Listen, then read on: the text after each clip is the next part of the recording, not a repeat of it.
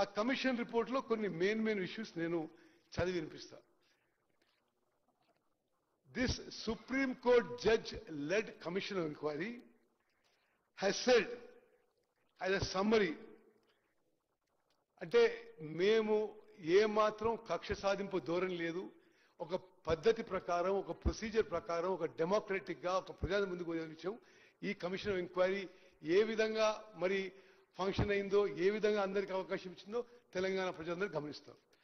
The Judicial Commission has stated it is the then Chief Minister who can be directly and also vicariously made accountable for the irregularities and the illegalities in planning, construction, completion, operation and maintenance of the 3 barrages.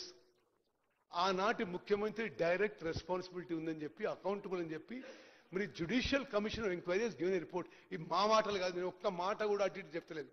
ఆ commission of enquiry report లో ఉన్న మాట యథాతథంగా చెప్తున్నాను. మరి it is for the government to examine, to take action against them in accordance with law. Speaker sir, మీ ద్వారా యావత్ తెలంగాణ ప్రజానాయకానికి మరి తెలియజేస్తున్నాం, ఈ ప్రభుత్వం ఏమాత్రం కక్ష సాధింపు చర్యలకు పాల్పడలే విషయాన్ని మీరు గమనించాలి.